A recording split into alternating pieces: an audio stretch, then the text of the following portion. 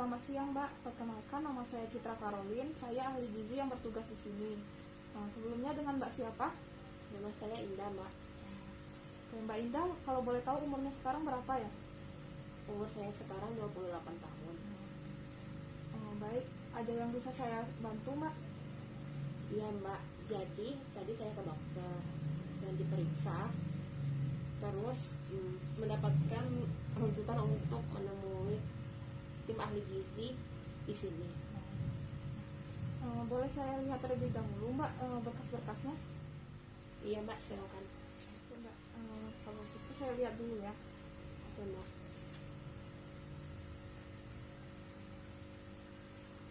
Baik Mbak, berdasarkan data dari berkas-berkas ini, Mbak ini didiagnosis menderita anemia. Sebelumnya saya ingin menjelaskan terlebih dahulu. Jadi di sini saya selaku ahli gizi ingin membantu Mbak untuk mencari solusi dalam menyelesaikan permasalahan terkait anemia ini. Dan Mbak tenang saja karena semua informasi yang Mbak sampaikan kepada kami akan kami jaga rahasianya. Oke, sebelumnya saya ingin mendengar terlebih dahulu Mbak, sebenarnya Mbak ini punya keluhan apa saja ya? Jadi gini, Mbak, akhir-akhir ini saya sering mengalami pusing, apalagi kalau sering kelamaan duduk itu. Biasanya kalau kepala saya muter-muter. Kalau mau berdirinya lagi, selain itu saya juga sering gampang capek dan muka saya kelihatan lebih pucat. Begitu, Mbak. Terus selain itu apakah ada keluhan lainnya Mbak? Sejauh ini itu saja sih, Mbak, keluhannya. Saja. Oke. Kalau begitu saya boleh tahu nggak Mbak, pola makan Mbak itu seperti apa? Misalnya makan paginya itu apa, makan siangnya apa, dan seterusnya. Biasanya kalau sarapan pagi saya sering sarapan nasi goreng atau enggak gorengan Terus kalau siang biasanya saya makan yaitu ikan, tahu, dan lalapan.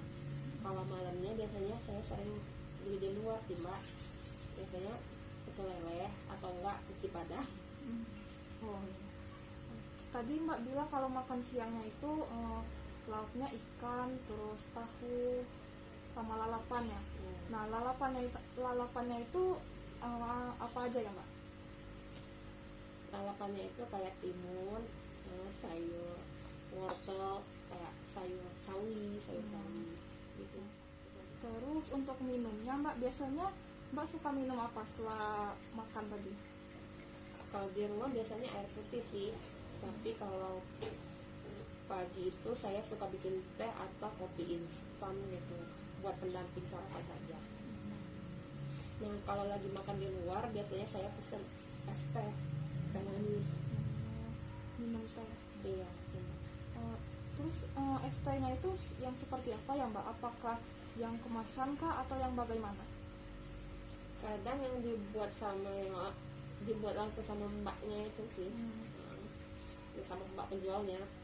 Tapi terkadang saya juga suka pesan yang botol atau enggak yang kotakan gitu esnya.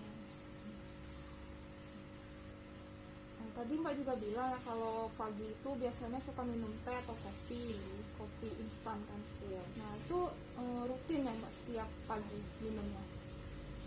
Iya, Mbak, tapi lebih seringan minum kopi instan sih kalau saya paginya. Lebih sering kopi instan.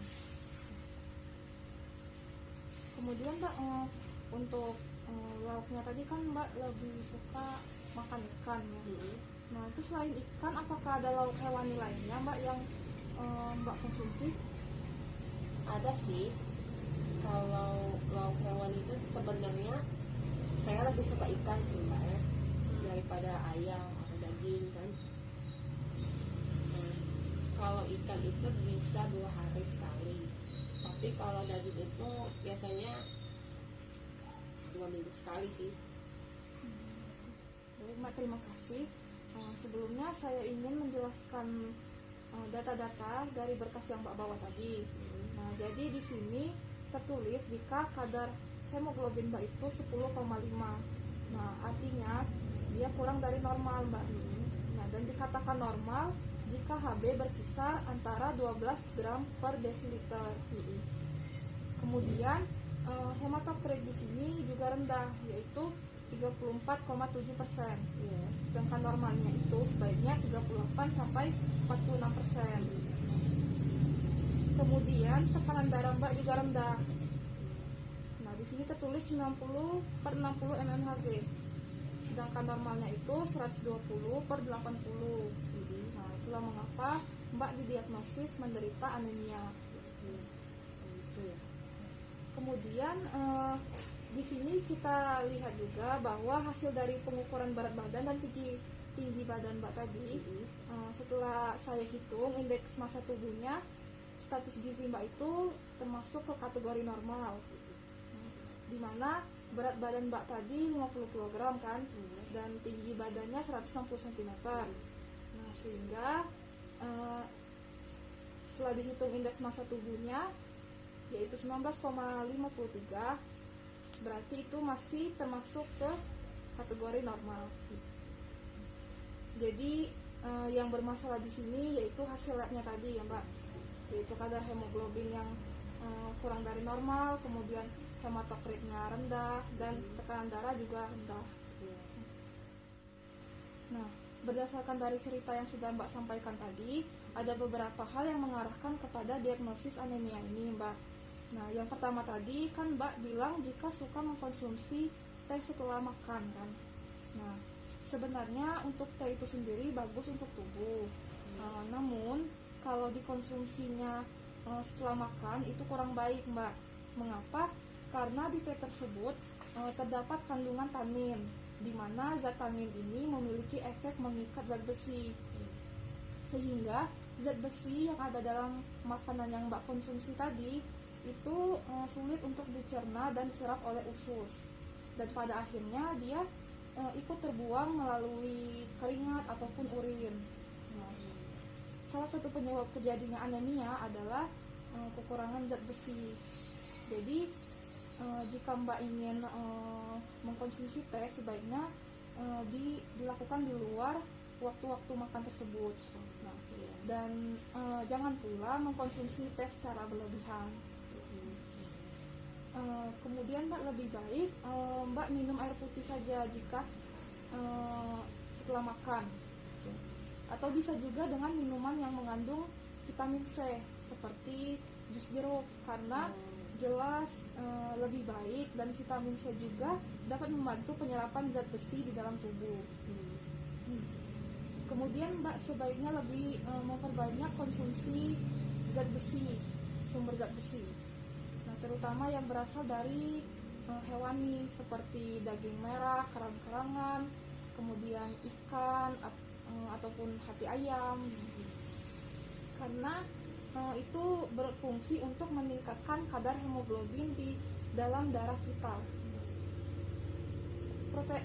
Protein hewani tersebut juga dia lebih mudah diserap di dalam tubuh jika dibandingkan dengan sumber zat besi yang berasal dari protein nabati. Tapi Mbak bisa juga mengkonsumsi yang berasal dari sumber nabati seperti brokoli, bayam, kacang merah, kentang, tahu, tempe, dan yang lainnya yang berasal dari yang mengandung zat besi. Jadi alangkah baiknya mulai dari sekarang Mbak memperbaiki pola konsumsinya dan lebih cermat dalam mengkombinasikan makanan sehari-hari.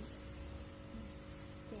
Baik Mbak, ini berkasnya saya kembalikan. Saya juga sudah memberikan beberapa catatan di sana ya Mbak. Oke, baik. Apakah ada yang ingin Mbak tanyakan lagi sebelum kita mengakhiri sesi konseling hari ini? Sepertinya sudah cukup, Mbak. Sudah cukup ya. Iya. Baik Mbak, semoga kedepannya Mbak bisa memperbaiki pola makannya ya Mbak, dan bisa terlaksana dengan baik. Kemudian semoga keadaannya bisa membaik lagi. Dan nanti jika Mbak ada kesulitan, Mbak bisa juga menghubungi saya atau datang langsung ke sini. Iya Mbak. Terima kasih Mbak atas kunjungannya. Selamat bertemu kembali.